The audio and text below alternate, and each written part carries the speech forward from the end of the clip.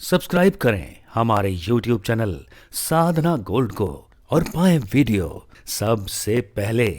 और हाँ, bell icon दबाना ना भूलें। गुरुवं गुरुवं गुरुवं गुरुवं शरणं गुरुवं शरणं। नमस्कार दर्शकों, स्वागत है आपका हमारे विशेष कार्यक्रम दिशा धाम में और मैं हूं आपके साथ आरजू दुबे। दर्शकों, दिशा धाम एकमात्र ऐसा कार्यक्रम है जिसके साथ जुड़कर आप अपने कदमों को अध्यात्म की ओर बढ़ा सकते हैं। जी हाँ, आप अपनी समस्याओं से भी निजात पा सकते हैं। इन सभी तमाम सवालों के जवाब देने के लिए हमारे साथ स्टूडियो में बेहद ही खास मेहमान मौजूद हैं। तो चलिए मिलकर स्वागत करते हैं गुरुमा तपेश्वरी नंदा जी का। गुरुमा, बहुत बहुत स्वागत है आपका। नमस्कार।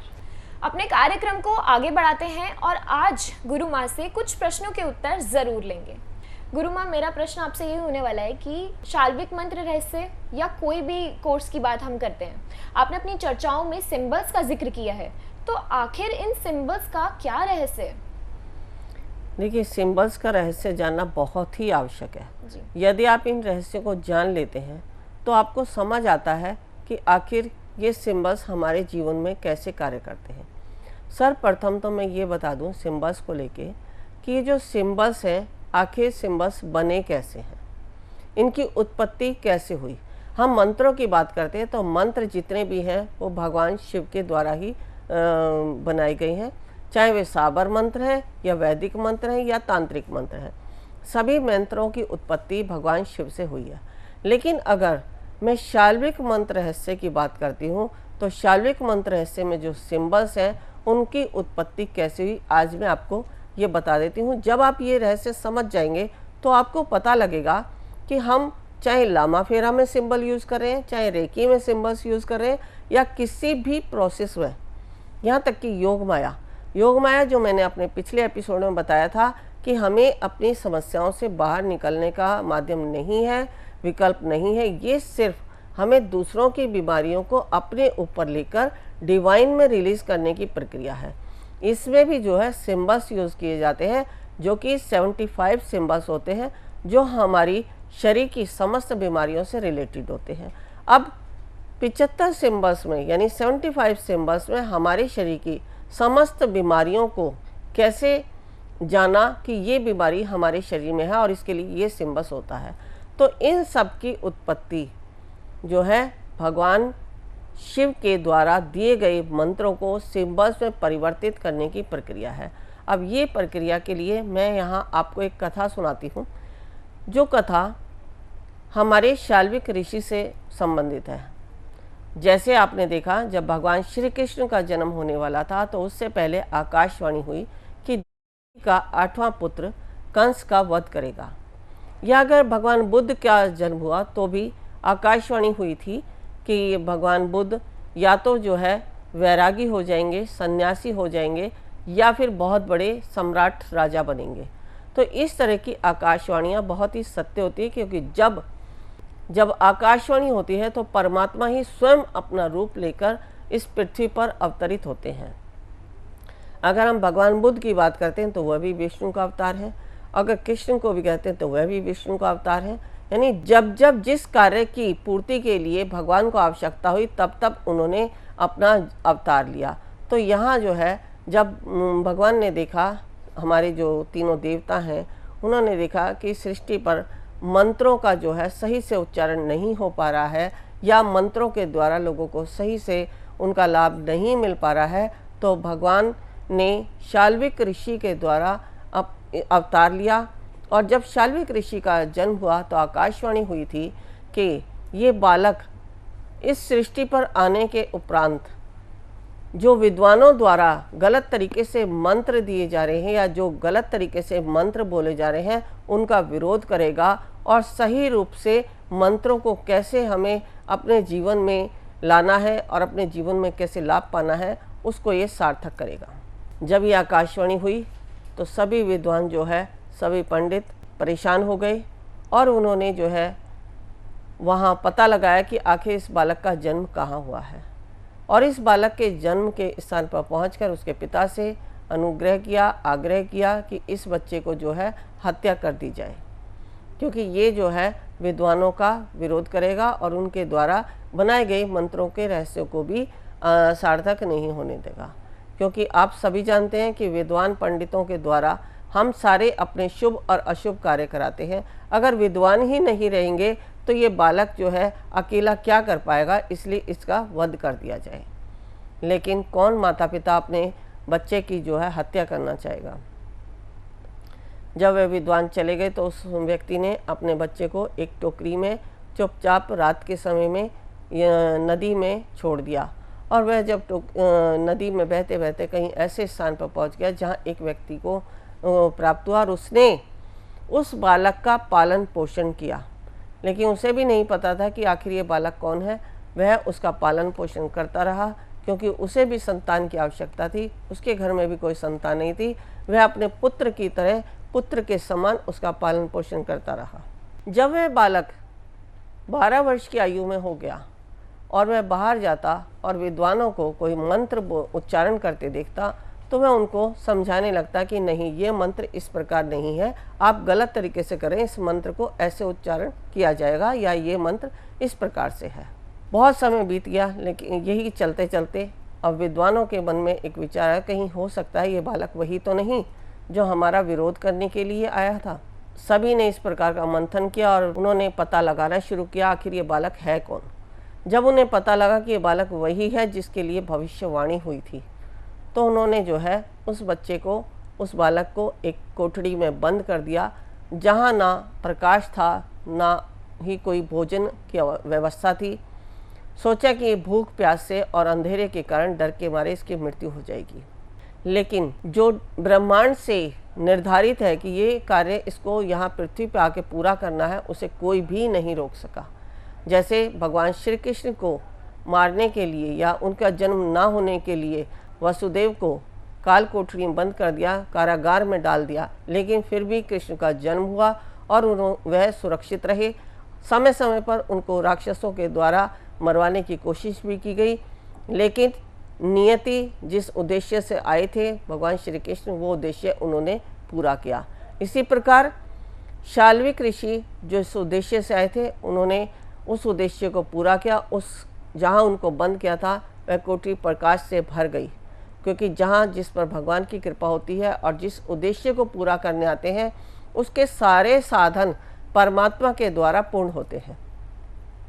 वहीं पर उन्होंने देखा कि कुछ कागज़ या कुछ पेपर्स पड़े हैं और वहीं लिखने की भी व्यवस्था है, तो उन्होंने उन पेपर्स के ऊपर सभी मंत्रों को, यानी जो मंत्र हमारे शरीर में, जिनका एक एक अक्षर हमारे शरीर में है और उनका अलग अलग स्थान है, कि उनको जपने से, किस मंत्र को, किस शब्द को, किस अक्षर को जपने से कहाँ कैसे ऊर्जा जाएगी और इसका कहाँ से कैसे लाभ मिलेगा। जैसे अभी हम अगर कोई अनुष्ठान कराते हैं तो कोई महामृत्युंजय मंत्र के द्वारा करता है, कोई गायत्री मंत्र के द्वारा कर रहे हैं, या अनेक प्रकार के मंत्र हैं जिनके द्वारा हमें हमारे उद्देश्य की पूर्ति कराई जाती है।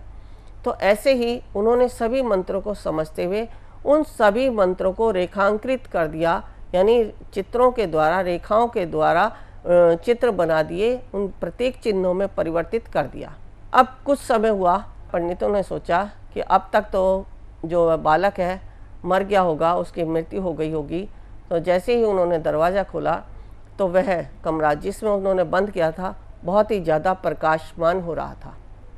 एक तो परमात्मा के द्वारा दिया गया प्रकाश, दूसरा जो मंत्र, इतने मंत्र जिनकी ऊर्जा उसने प्रत्येक चिन्हों में परिवर्तित कर दी, उन सभी की ऊर्जा से भी वह कमरा ऊर्जान्वित हो रहा था, प्रकाशमान हो रहा था।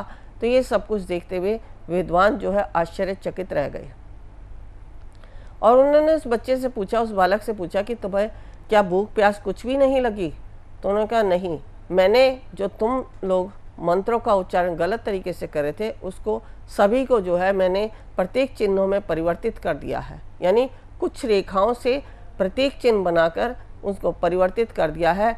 अब चाहे आप इनको मंत्रों को सही बोलो या गलत, प्रत्येक व्यक्ति अपनी आवश्यकता अनुसार इन प्रत्येक चिन्हों का प्रयोग अपने ऊपर करेगा तो उसे वह लाभ मिलेगा जो एक मंत्र के द्वारा मिलता है। तो ये सब जानकर विद्वानों जो है परेशान हो गए उन्होंने कहा ठीक है, हम तेरी इस पुस्तक को ही फाड़ देते हैं। उन्होंने उस पुस्तक को फाड़ना चाहा तो वह फटी नहीं, जलाना चाहा तो वह जली नहीं। तो उन्होंने सोचा चलो इसको पानी में डाल देते हैं, किसी नदी में गिर देते हैं, ताकि वहाँ गल के अपने आप ही समाप्त हो जाए। अब जिसमें इतनी सारी ऊर्जा हो, मंत्रों की पावर हो, वो पुस्तक कैसे फट सकती है, कैसे जल सकती है? तो वह जब पुस्तक नदी में डाल दी और नदी में डालने लगे जैसे ही, तो तुरंत महादेव ने उस पुस्तक को पकड़ लिया और यह भविष्यवाणी की कि इस पुस्तक के द्वारा जो भी कोई व्यक्ति अपने जीवन में घटने वाली समस्याओं का कारण जानेगा, चाहे वे अपने कर्मों के अनुसार है या प्रकृति के द्वारा है, उन सभी के कारणों का समाधान इसमें मिलेगा और इससे जो इसको अपने जीवन में अपनाएगा उसकी समस्त समस्याओं का समाधान मेरे महामृत्युंजय मंत्र के द्वारा जो है उसके समस्याओं का समाधान होगा। तभी से ये पुस्तक चली आ रही है और इसमें 450 सिंबल्स थे, क्योंकि हमारे यहाँ बहुत सारे मंत्र ऐसे भी हैं जो दुष्कृत्यों के लिए किए जाते हैं और कुछ ऐसे मंत्र हैं जो अच्छे कार्यों के लिए किए जाते हैं। तो जो कार्य जो 150 सिंबल्स थे इसमें अनिष्ट कार्यों के लिए थे, उनको जो है हमारे गुरुदेव ने हटा दिया ताकि उनका कोई भी गलत तरीके से उपयोग ना करे। जो 300 सिंबल्स थे, जिन सिंबल्स के द्वारा हमें समस्त दैवी शक्तियाँ प्राप्त होती हैं, जिनसे हमारे जीवन की समस्त समस्याओं का निदान होता है, उनको जो है इस पुस्तक में डाल दिया और वह कहलाई शाल्विक मंत्र रहस्य। अब उस पुस्तक में से ही सारे लामा फेरा के भी सिंबल्स हैं, रेकी के भी सिंबल्स हैं, योग माया के भी सिंबल्स हैं, यानी सारा जीवन का सार इन्हीं 300 सिंबल्स के अंदर है।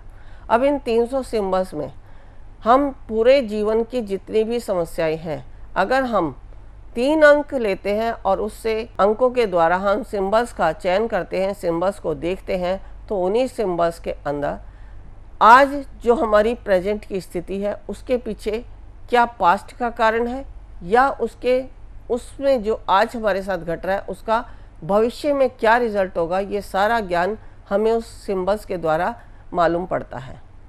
अब ये जो मैंने बताया कि यही सिंबल्स प्रत्येक व्यक्ति का मूल भी है। मूल की अगर मैं बात कहूँ तो मूल प्रत्येक व्यक्ति के अंदर इन 450 सिंबल्स या इसके अलावा जितने भी दैवी सिंबल्स हैं, मैंने अपनी पहले एक बार और वीडियो बनाई थी, उसमें भी जिक्र किया है कि सिंबल्स जो प्रतीक चिन्ह, जैसे ओम है, स्वास्तिक है, अगर हम सिखों में देखें तो अपना एक प्रतीक चिन्ह होता है जो ओमकार है, क्रिश्चियंस में देखें तो क्रॉस का है, अल्लाह में देखें तो चांद तारे, यानी हर धर्म का अपना अपना एक प्रतीक चिन्ह होता है। तो ये प्रतीक चिन्ह हमारे जीवन में उस आध्यात्मिक ऊर्जा को प्रदान करते हैं जिसके द्वारा हमारे जीवन में आध्यात्मिक उन्नति हो जाए या हमारे जीवन की समस्त समस्याओं का समाधान हो जाए। उन प्रत्येक चिन्हों से मिलने वाली ऊर्जा हमारे जीवन को परिवर्तित कर देती है। अब ये जो मैंने मूल की बात की, ये मूल प्रत्येक व्यक्ति में होता है इन्हीं प्रतीक चिन्हों से। उसके आज्ञा चक्र पर स्थापित होता है। अब जैसे ही अगर किसी व्यक्ति की मृत्यु होती है तो यमराज उसे उस मूल से ही, उस प्रतीक चिन्ह से ही उस व्यक्ति को पहचानता है, क्योंकि अगर आप देखें तो एक व्यक्ति के एक ही शक्ल के 2 या 3 व्यक्ति भी हो जाते हैं। यदि हम बात करें मृत्यु की तो ये हम अपनी शक्ल या रूप के अनुसार यमराज हमें इस शरीर को नहीं लेके जाते हैं, हमारी आत्मा बाहर नहीं निकलती है, वह हमारे प्रतीक चिन्हों से ही, हमारे मूल से ही पहचानता है। जैसे कुछ योगी मुनि होते हैं जिनकी आयु बहुत ज़्यादा होती है, वो अपने योग के, अपनी तपस्या के, अपनी साधना के बल से आयु को बढ़ा देते हैं। तो वो अपनी जो उनकी साधनाएं होती हैं, उन साधनाओं में वो अपने सूक्ष्म शरीर को जब यमराज आता है तो बाहर निकाल देते हैं, क्योंकि सूक्ष्म शरीर में ही वो प्रतीक चिन्ह होता है, वह मूल होता है, जिसके कारण, जिसको पहचान कर यमराज हमें लेके जाता है। तो जब वह यमराज चला जाता है तो सूक्ष्म शरीर को फिर से अपने शरीर में ले आते हैं, यानी उस प्राण वायु को फिर से अपने शरीर में ले आते हैं, ताकि जब यमराज चला जाता है तो फिर से वे अपनी साधनाओं में लीन हो जाते हैं। तो इस प्रकार व्यक्ति अपने सिंबल्स के द्वारा अपनी मृत्यु को भी प्राप्त होता है और सिंबल्स के द्वारा ही अपने जीवन के समस्त रहस्यों को, समस्त जो भी कुछ उसके साथ घट रहा है, इन सब की जानकारी भी सिंबल्स के द्वारा ही मिलती है। जैसे हमने लामा फेरा की अगर हम बात करते हैं तो लामा फेरा में जो सिंबल्स हैं उनका किस देवी या किस देवता से या किस बीज मंत्र का उस शक्ति का हमारे शरीर में प्रवेश होता है, जिसके द्वारा हमारे शरीर से तनाव, डिप्रेशन, चिड़चिड़ापन या हमारे शरीर के कुछ रोग ऐसे जिनको हम लामा फेरा के द्वारा ठीक कर सकते हैं। कुछ ऐसे रोग हैं जिनको हम ठीक नहीं भी कर सकते, जैसे जो बाय बर्थ होते हैं, जो हमें जन्म से ही प्राप्त है, या हमारे दांत हैं, नाखून हैं, बाल हैं, इन्हें हम लामा फेरा से परिवर्तित नहीं कर सकते हैं।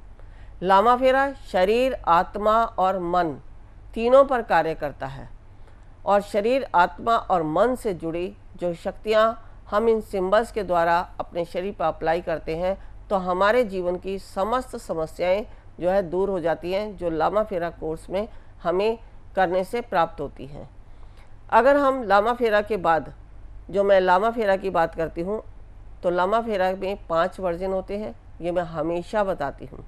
लेकिन मेरे बताने के बाद लोग यही सोचते रह जाते हैं कि आखिर 5 हैं क्या। तो उनको, जिनको नहीं मालूम है, उन्होंने अपने ही तरीके से 5 जो है वर्जन बना दिए। जैसे ओरा क्लीन करना, उनके साथ कोई साधना जोड़ दी, या और कुछ बहुत सारे तरीके अपना दिए जिनको उन्होंने 5 वर्जन बना दिया। लेकिन ना इसमें साधना की आवश्यकता है, ना किसी सिद्धि की आवश्यकता है, ना ओरा क्लीन करने की आवश्यकता है। जब आप लामा फेरा को अप्लाई करते हैं तो लामा फेरा से ही आपकी ओरा क्लीन हो जाती है। तो आज हमने जाना कि मंत्र, सिंबल्स हमारे शरीर में कैसे काम करते हैं। अगर हम कोई मंत्र ना जप कर केवल सिंबल्स या प्रतीक चिन्ह का अपने शरीर पर प्रयोग करते हैं, अपने शरीर पर अप्लाई करते हैं, तो कैसे कार्य करते हैं। सारा रहस्य यही है जिसको हमारे ऋषि शाल्विक ने बनाया है। और मंत्र सभी जो महादेव से बने हैं, और महादेव ने ही इन सिंबल्स को अपने शरण में लेके लोगों के उद्धार के लिए हमें मृत्यु लोक में उपयोग करने के लिए दिया है। तो सभी इन प्रतीक चिन्हों से लाभान्वित हो सकते हैं। जिनको इन प्रतीक चिन्हों के विषय में समझना हो, जानना हो, अधिक जानकारी लेनी हो, तो हमारे दिशा धाम में सीधे मेरे से संपर्क करके आप इन रहस्यों को और भी ज़्यादा विस्तार से समझ सकते हैं। तो दर्शकों, जैसे कि गुरु माँ ने बताया कि सिंबल्स हमारे जीवन में किस तरीके की भूमिका निभाते हैं। दिशा धाम में तमाम हीलिंग कोर्सेज करवाए जाते हैं। अगर आप भी उन हीलिंग कोर्सेज को सीखना चाहते हैं तो आप सीधा संपर्क कर सकते हैं। टीवी स्क्रीन पर जो नंबर फ्लैश हो रहे हैं आप उस पर कॉल कर सकते हैं। साथ ही जो वेबसाइट फ्लैश हो रही है आप उस पर जाकर भी जानकारी ले सकते हैं। अगर आपको गुरु माँ से मिलना है तो बस आपको छोटा सा अपॉइंटमेंट लेना पड़ेगा। आप आश्रम पर जाकर गुरु माँ से मिल सकते हैं। हमारे पास समय की कमी होती है, फिलहाल के लिए हमें दीजिए इजाज़त। गुरु माँ बहुत बहुत शुक्रिया हमसे जुड़ने के लिए, तमाम ज्ञान की बातें बताने के लिए। नमस्कार। ऋषिकेश में जो हम शिविर कराने जा रहे हैं, हमारा उद्देश्य कुंडलिनी जागरण। कुंडलिनी जागरण के लिए आवश्यक है ओम को सिद्ध करना, नागपाश खोलना, विचारों से शून्य होना, समर्पण भाव आना, शरीर में बैठने की क्षमता होना। तभी आप प्राप्त कर सकते हैं कुंडलिनी शक्ति को। यदि आप भी चाहते हैं कुंडलिनी शक्ति को पाना तो अवश्य आए हमारे इस शिविर में। गुरु माँ तपेश्वरी जी बढ़ाए एक कदम अध्यात्म की ओर और पाएं स्वस्थ शरीर, संपन्नता व एकाग्रता। गुरु माँ के द्वारा 108 प्रकार की दीक्षाएं प्रदान की जाती हैं, जिन्हें लेकर आप अपने जीवन को सुखों से भर सकते हैं। आप गुरु माँ से ध्यान व उपचार पद्धतियाँ सीख सकते हैं, जैसे मुद्रा विज्ञान, साधना से सिद्धियों की ओर, तत्व ज्ञान, लामा फेरा, तनाव, डिप्रेशन, पागलपन, नजर दोष, टोने टोटके में अत्यंत प्रभावी, योग माया, रोगी को रोग मुक्त करना, हुंकार विद हलीम बौद्धिक, विकास एवं लक्ष्य प्राप्ति हेतु, टिंटी सर्कल, एकाग्रता बढ़ाने के लिए। हमारा पता है गुरु माँ Tapeshwari ji Ashram, Disha Dham, near Delhi Singhu border, pin code 131028।